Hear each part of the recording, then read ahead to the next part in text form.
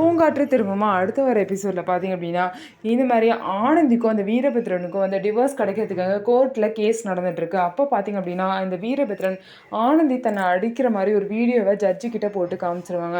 அதனால ஜட்ஜும் பார்த்தீங்க அப்படின்னா ஆனந்தி தான் வீரபத்ரனை கொடுமை பண்ணுற மாதிரி நம்பிடுவாங்க. ஆனந்தி வீரபத்ரனை போட்டு அடிக்கிற வீடியோவை பார்த்துட்டு இது உண்மையே இல்லை, வீரபத்ரன் பார்த்தீங்க அப்படின்னா ரொம்பவே கெஞ்சுறாங்க. வீரபத்ரன் கெஞ்சுறதை பார்த்துட்டு பார்த்தீங்கன்னா ஜட்ஜும் அவர் உங்க கூட சேர்ந்து வாழ ஆசைப்படுறாரு, நீங்கள் தான் அவர் கொடுமை பண்ணுற மாதிரி இருக்குது அப்படின்னு சொல்லி ஆனந்தியை பற்றி பேசுகிறாங்க.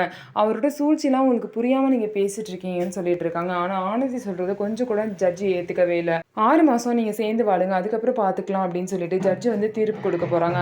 இந்த நேரத்தில் பார்த்தீங்கன்னா ஆனந்தி அதெல்லாம் ஒன்றுமே வேணாம், அவன் கூட நான் வாழவே மாட்டேன், எனக்கு 2 நாள் மட்டும் டைம் கொடுங்க, அவன் பண்ண குற்றத்தை நான் நிரூபித்து காமிக்கிறேன்னு சொல்கிறாங்க.